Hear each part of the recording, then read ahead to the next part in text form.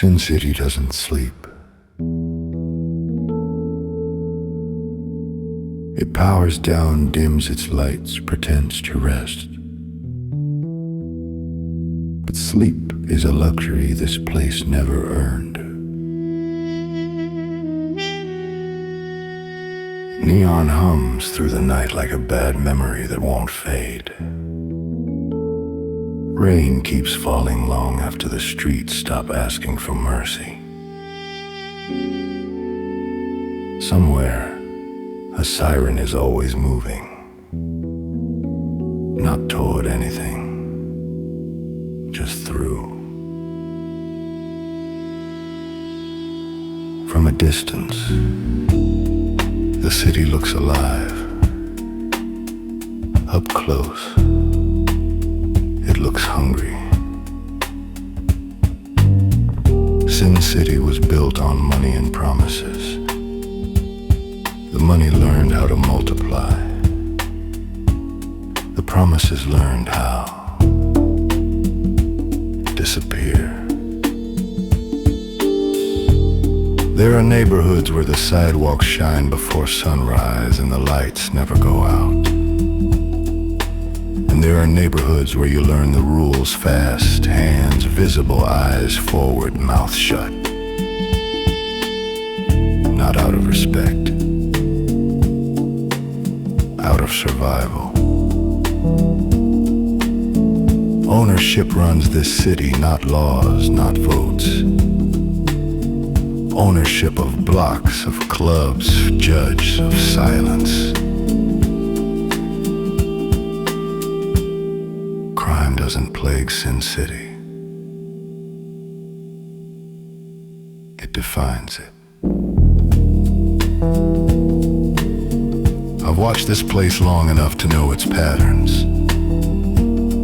How violence circulates, how justice stalls, how fear keeps the gears turning when nothing else will. And then, one night, the pattern broke. No manifesto, no warning, just results. Operations collapsed. Men who never looked over their shoulders started doing math in their heads. Power hesitated, just long enough for the city to notice.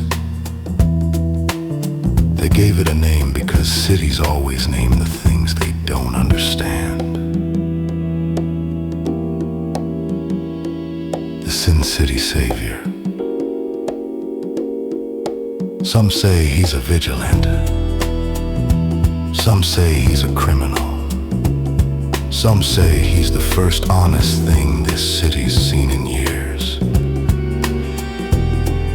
Me, I just watch.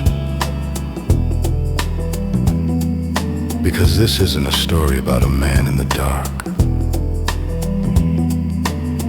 It's about what happens to a city when someone finally reminds it that consequences still exist.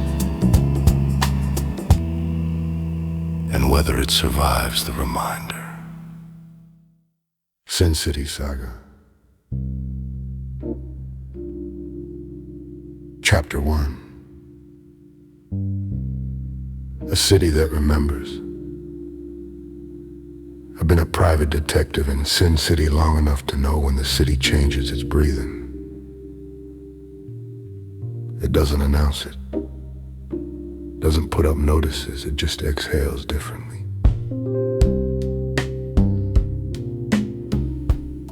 The rain that night wasn't unusual. Sin City gets wet the way a boxer bleeds, regularly without complaint. But people were moving faster. Heads stayed down longer, conversations ended early. Something had shifted. I was watching from my office window, 5 floors up and 3 decades, and the glass was cracked, the coffee was cold, and the city below looked like it was pretending not to notice itself. That's when I heard the name again. Not spoken. Past, like contraband. The Sin City Savior. No one said it loud, you don't give things like that air unless you want them to grow, but it moved anyway through bartenders and bail bondsmen, through ER nurses and night shift cops who still remembered what clean hands felt like. Man who stepped in when the city looked away. A shadow that targeted the kinds of men who thought ownership made them untouchable. No calling card, no speeches, just outcomes. Broken operations, missing enforcers, money that stopped moving the way it used to, men who went to bed powerful and woke up cautious. That kind of thing doesn't stay invisible. The Moreno Syndicate noticed first. They always do. Power recognizes threat the way animals recognize weather, early and with fear it would never admit to. Suddenly their clubs closed early, their collectors brought back up, their smiles got thinner. The city didn't cheer. It never does. Sin City doesn't believe in saviors, it believes in patterns, and patterns usually end badly. I'd seen men try to clean this place before, cops, preachers, politicians, they all underestimated one thing: how much the city protects what feeds it. But this one was different. This one didn't ask the city to change. He just punished it when it didn't. I never saw him, not then, maybe not ever. But I saw the after effects. The way crime scenes went quiet, the way victims stopped talking halfway through their sentences and just shook their heads. Fear had changed addresses. And when fear moves, Sin City pays attention. That's when I knew the story wasn't about him. It was about what happens to a city when someone reminds it that consequences still exist.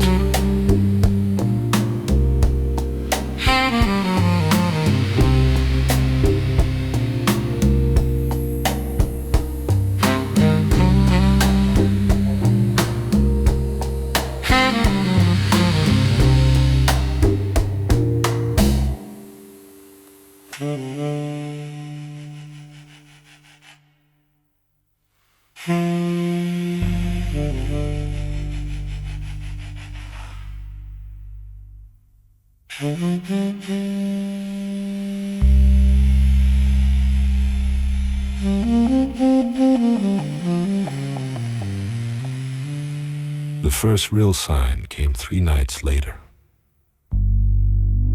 Sin City didn't wake up to it, it found it. The way you find a bruise you don't remember earning. Moreno Syndicate, Calda Street Warehouse. 14 floors of concrete, cash, and quiet crime stacked neatly on paper. By sunrise, it was empty. Not robbed, not burned, neutralized. I got there late, which meant I got there early enough to see the truth before it got dressed. Police tape sagged in the rain like it was embarrassed to be there. Squad cars stood around pretending this was just another bad morning. It wasn't. Inside, everything was wrong in very deliberate ways. Doors weren't forced, locks weren't broken, security cameras still blinked red, faithfully recording a night they wouldn't remember. The alarm system was armed, intact, and useless. Someone had walked through that place like they belonged. Men lay scattered across the concrete floor, alive, breathing, every one of them, but they weren't getting up. Broken arms, dislocated shoulders, precision injuries that hurt to look at because they were thoughtful, the kind that said the person doing the damage had time and restraint. No bullets, no knives, no mess. Their guns were lined up on a table near the freight elevated, cleaned, unloaded, tagged with zip ties like evidence waiting for a better justice system.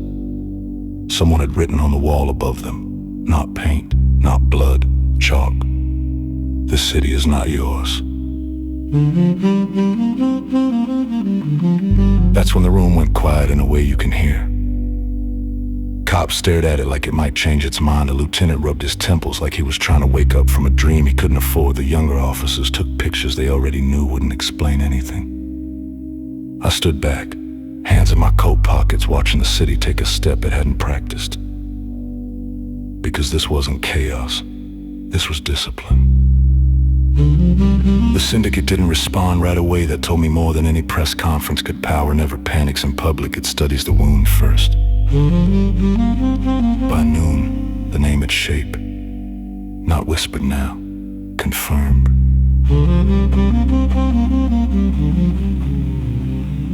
The Sin City savior. Not a vigilante. Not a lunatic. A message. And the city, for the first time in years, didn't know how to file it. I went back to my office and shut the blinds, poured a drink I didn't need, and stared at the street below.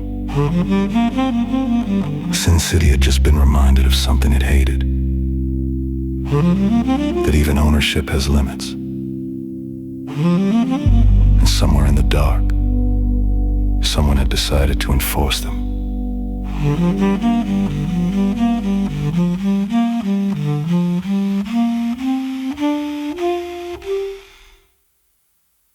City Saga, Chapter 3. When power blinks, power doesn't scream when it's scared. It reorganizes. By nightfall, the Moreno syndicate had already decided what the warehouse meant. They didn't say it out loud. Saying things gives them edges. But the city felt the adjustment. Clubs closed early. Collections got postponed. Men who usually walked alone suddenly remembered they had friends. That's how you spot fear in expensive shoes. I heard about the meeting from a bartender who never hears anything and a patrolman who hears too much. Same story, different mouths. Moreno brass holed up in a penthouse downtown. Glass walls, private elevators. The kind of height men buy when they want to look down on consequences. They didn't call the police. They didn't call the mayor. They called everyone else. Fixers, lawyers, old cops with new jobs, names that only surface when things go wrong enough to justify them. What they didn't call was more interesting. No bounty hunters, no hit teams, no public retaliation. Not yet. Because the warehouse hadn't hurt their money. It had hurt their certainty. The men taken downward, nobodies, they were professionals, arm-paid alert, and they'd been folded neatly and left breathing like someone wanted them to remember the experience. That wasn't an attack. That was instruction.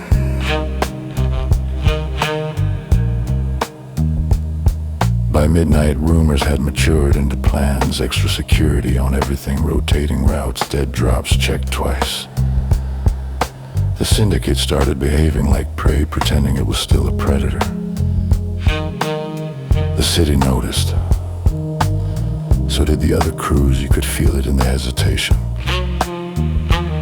The way small-time operators delayed jobs, the way street dealers worked corners like they were borrowed time. Fear had gone freelance.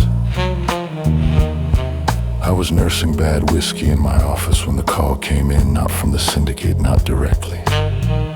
From a woman who'd lost her brother 3 years earlier. Syndicate muscle, never charged, never found. He was at the warehouse, she said. Alive. She didn't thank anyone, she just told me he'd called her, crying, promising to leave town. That's when it hit me. This wasn't about punishment. wasn't even about justice. It was about interruption. The savior wasn't cleaning the city, he was breaking its rhythm, stopping the gears just long enough for people to notice they were being crushed. Outside, sirens passed without urgency somewhere. A club turned its lights back on, testing the night. Sin City was adapting. It always does. But so does whatever hunts it. And for the first time in a long while, the city didn't know which side it was supposed to bet on.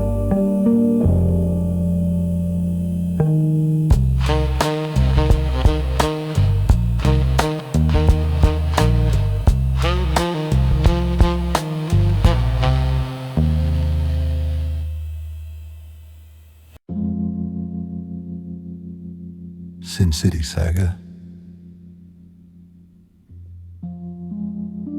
Chapter 4. The city talks back. Sin City doesn't agree on much, but it loves an argument. By morning, the warehouse wasn't a crime scene anymore. It was a headline: Vigilante streaks mono operation. Hungome savior targets crime syndicate. Hero or 3, city divided. The words were big, the facts were thin, that's how the news likes them. Television trucks lined Calder Street like they discovered morality overnight. Reporters stood in the rain with practiced concern, repeating the same sentence until it sounded like truth.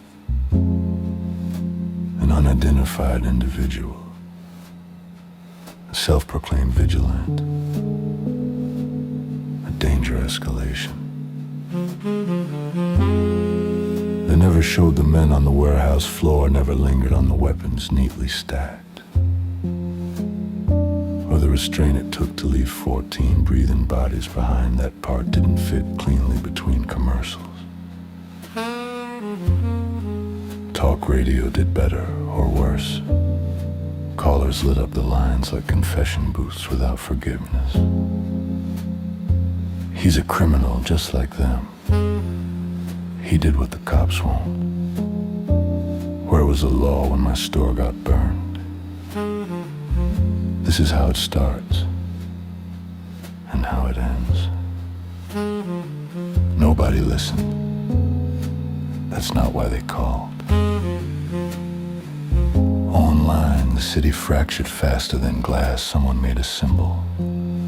A crude sketch passed around like a dare. Someone else printed it on shirts by lunchtime. Hashtags bloomed and died in the same hour.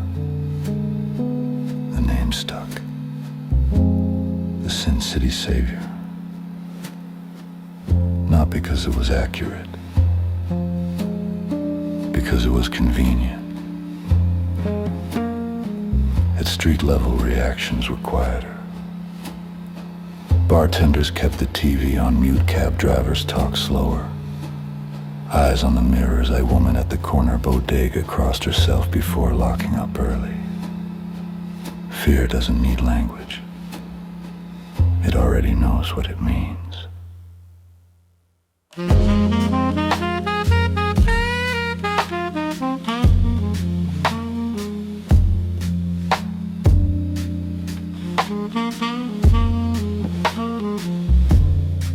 The police commissioner held a press conference at noon, clean suit. Tired eyes, he said words like vigilantism and rule of law, an ongoing investigation. He didn't answer questions about why the warehouse had been operating in the first place. Nobody asked twice. By evening, the city had chosen sides it didn't understand. Some people slept easier. Some slept with lights on. Some didn't sleep at all, waiting for a sound that might mean change or might mean trouble. From my office window, the neon still burned, the rain still fell. The city still pretended this was just another story. But stories have weight. And once you give them a name, they start walking around on their own. Sin City had found a new word to argue over. Now it had to live with it.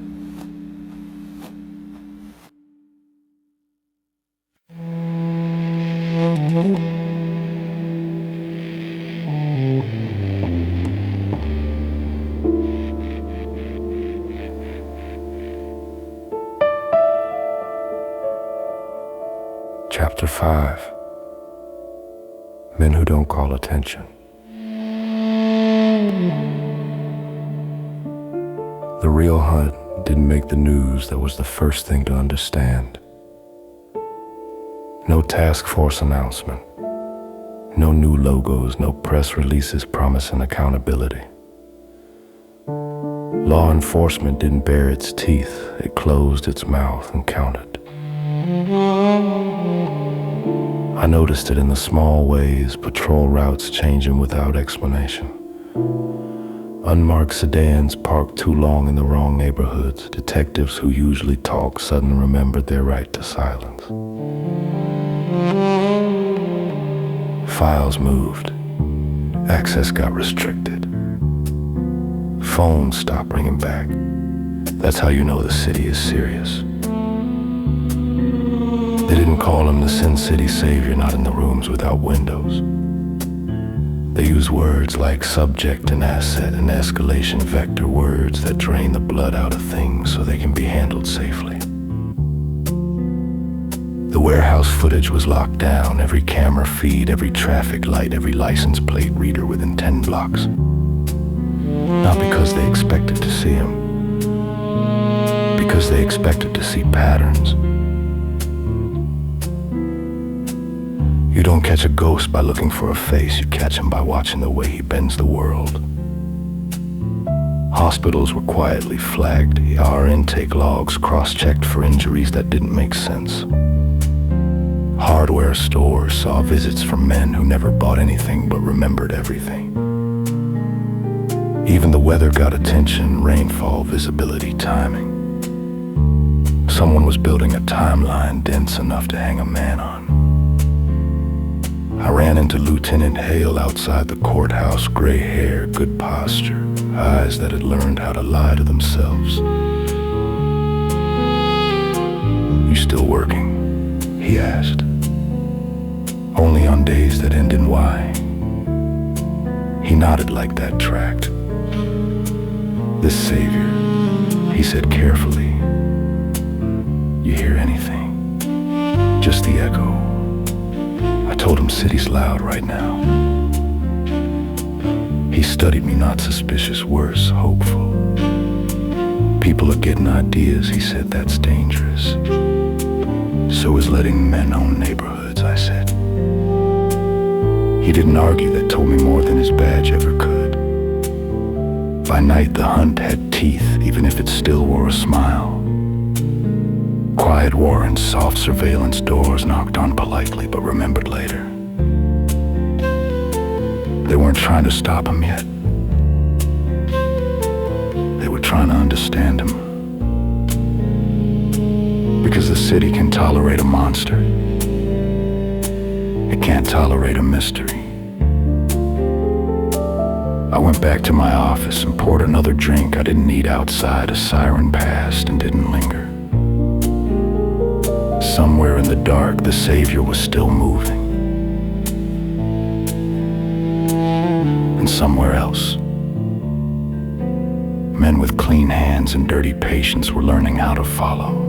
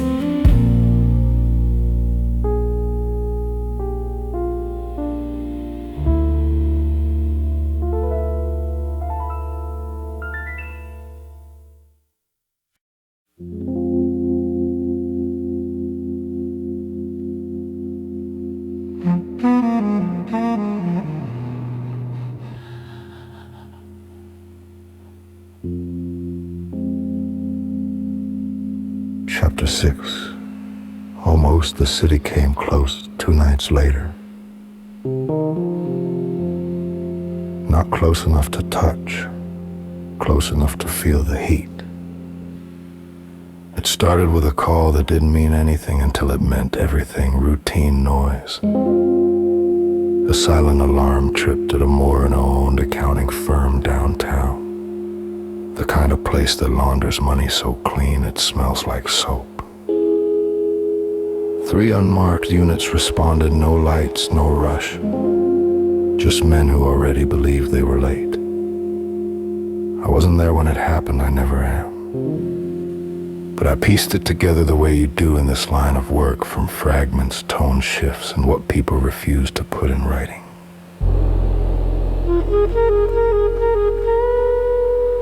The building's cameras went dark at 1:17 a.m. Not smashed, not looped, disabled. At 1:19, the alarm reset itself. At 1:21, a janitor found 3 Moreno bookkeepers zip-tied in a conference room, alive, unharmed, and very interested in changing careers. And at 1:22, someone moved through a stairwell that was supposed to be sealed. That's where it almost ended. 2 detectives were already inside, working off instinct instead of protocol, which is how the good ones get hurt.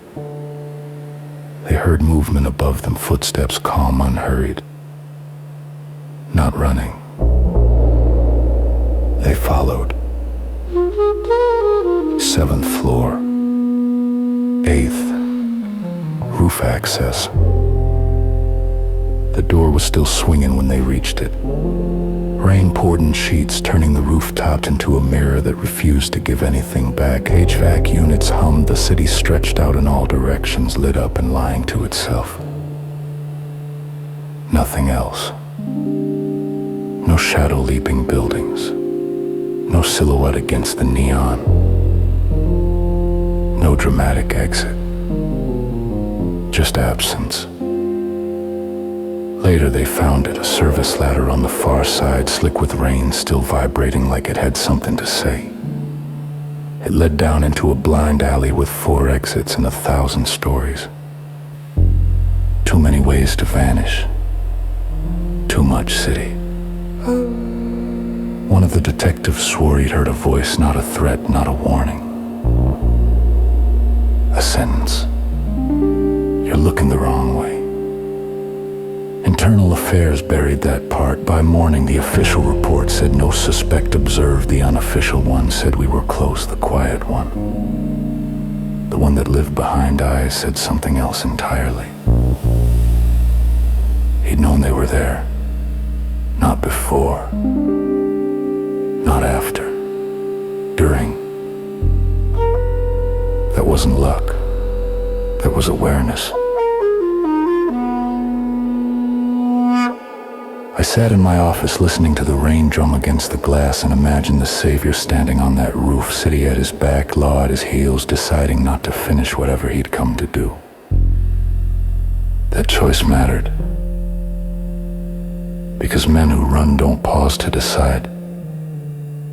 And men who pause aren't afraid. Sin City had almost caught its ghost.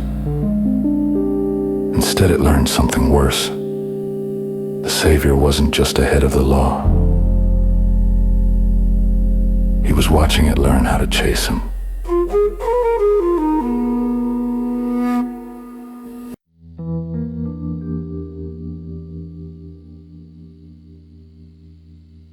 The Sin City Saga. Chapter 7. The one he left standing. It took me longer than it should have. That's what happens when you spend a lifetime assuming men do what men always do. I was going over the accounting firm incident for the 3rd time, not reading the report, reading the spaces between at times that didn't line up injuries, that didn't match the panic they should have caused. 3 bookkeepers restrained, alive, unharmed. 4 men were supposed to be in that room. That detail had been corrected twice, then quietly forgotten.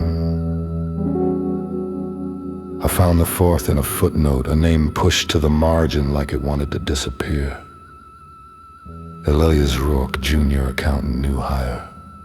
No priors, no more, no blood on his hands, not yet. He'd been found in the stairwell, sitting down, shaking, untouched.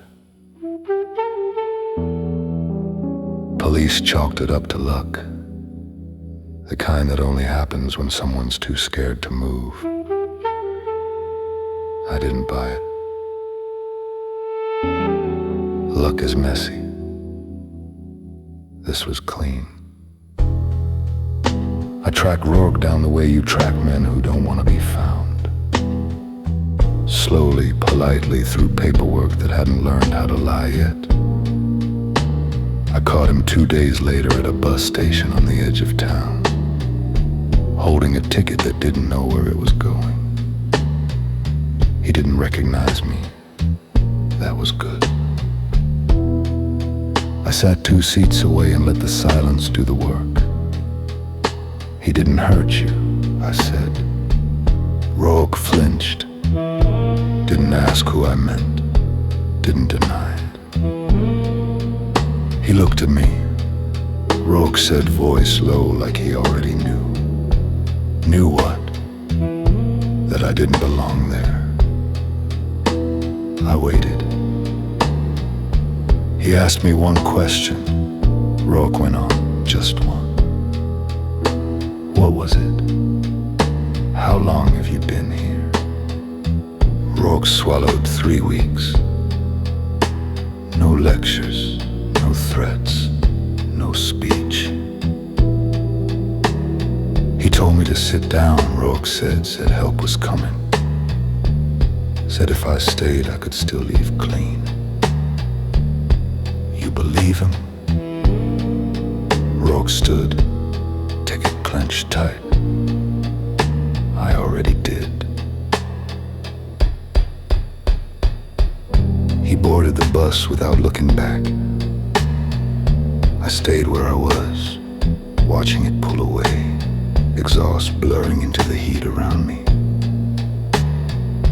The city kept pretending nothing had changed. But I knew better now. The savior wasn't just dismantling operations.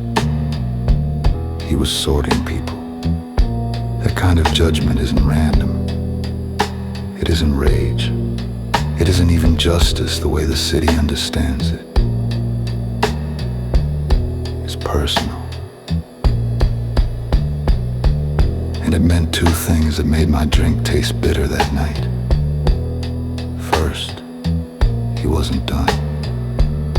Second, sooner or later he was gonna make a mistake. Because when you decide who deserves mercy, you stop being a symbol. You become a man. And Sin City eats those alive.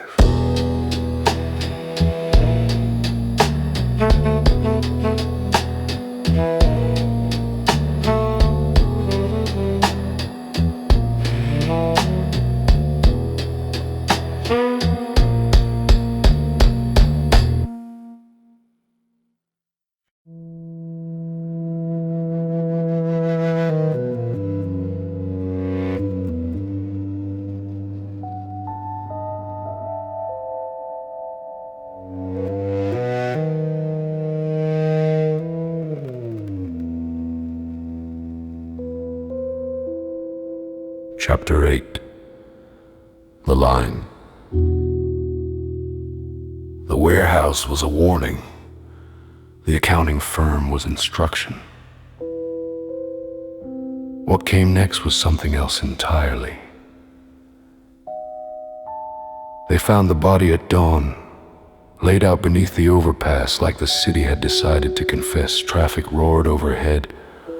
Indifferent rain hadn't reached it yet, which felt intentional. The man was Victor Hale, Moreno's syndicate lieutenant. Untouchable in the way only paperwork and fear can make a man. He hadn't been beaten, hadn't been restrained. He'd been left. No gunshots, no struggle, no spectacle, just a broken neck and a calm expression that didn't belong on someone who'd spent his life making others beg. The message was subtle enough to be missed by anyone not looking for it. Hale's phone sat on his chest screen, still lit. A single message typed, but never sent. It was supposed to be easy. No chalk this time. No restraint. Finality. The city reacted like it always does when things turn simple. Badly. News outlets dropped the word savior by noon. They replaced it with killer. The mayor condemned violence with a speech written by someone who'd never seen it up close.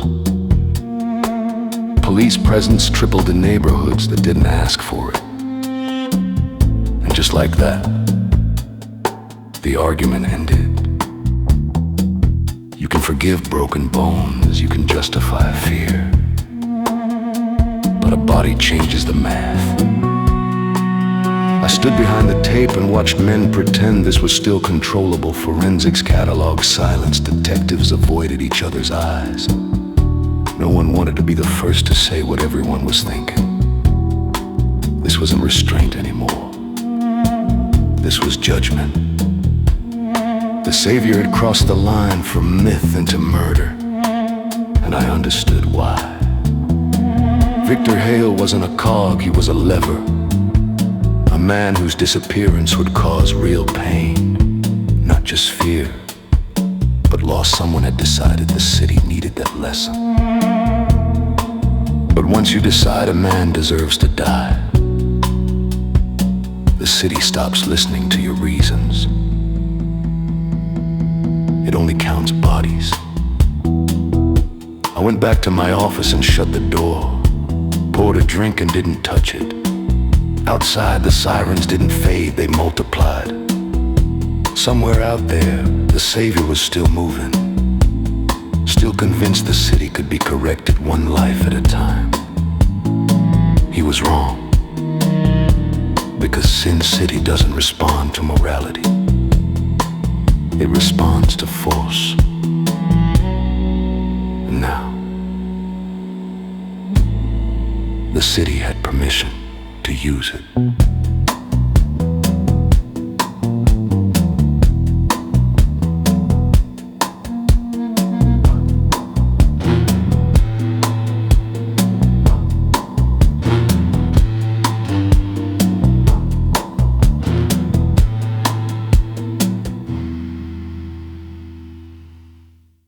City Saga.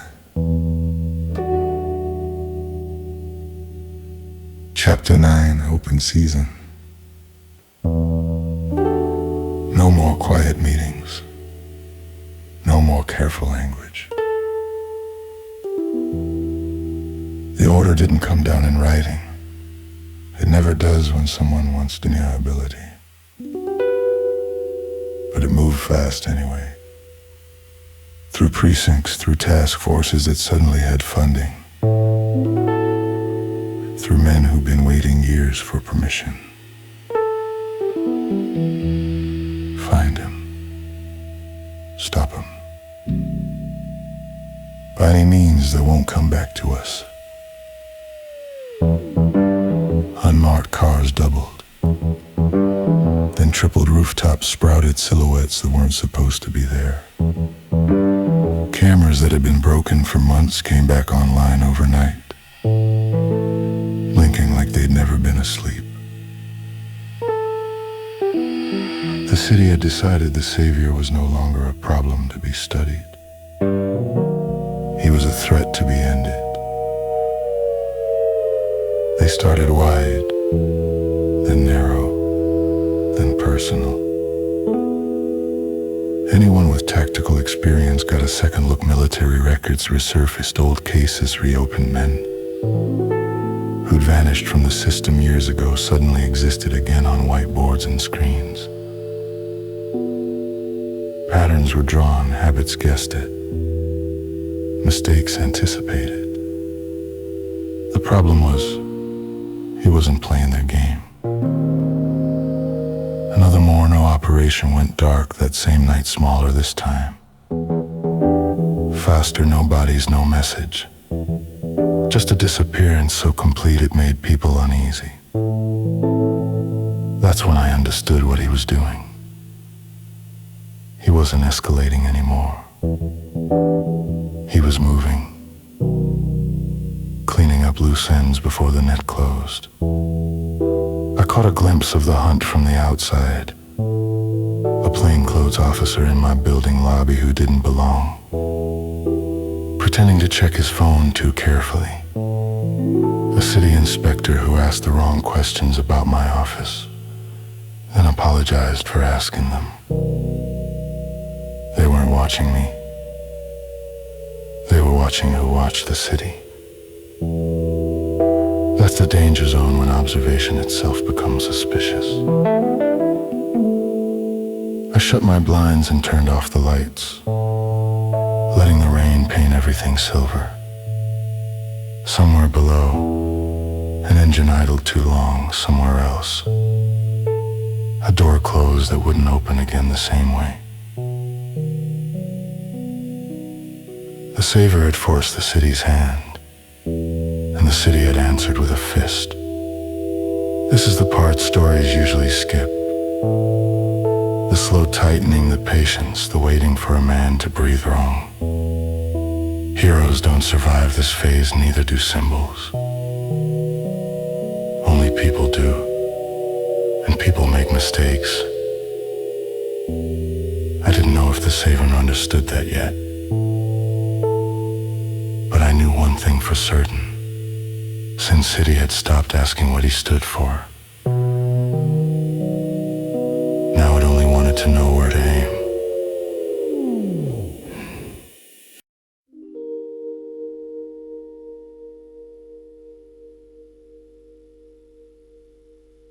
City Saga,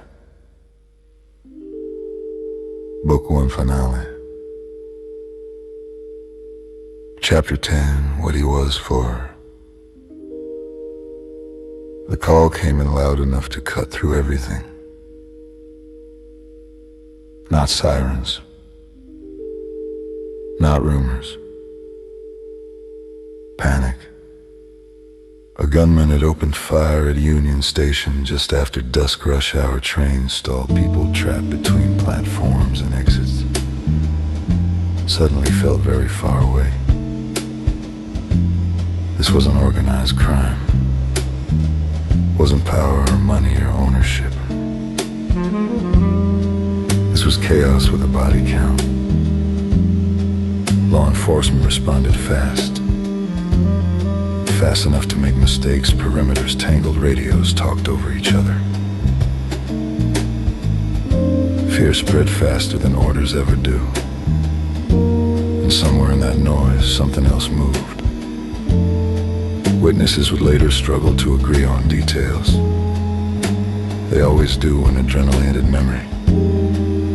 Some said he came from the upper level.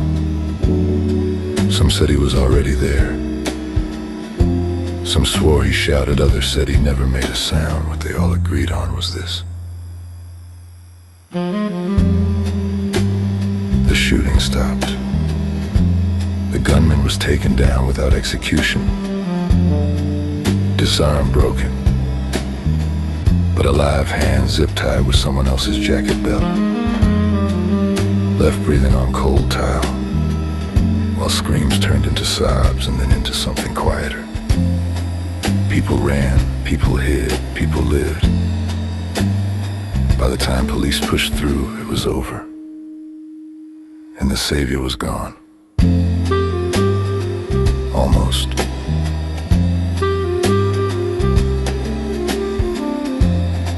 I got the rest from a transit cop who'd been first to see the aftermath and last to forget it.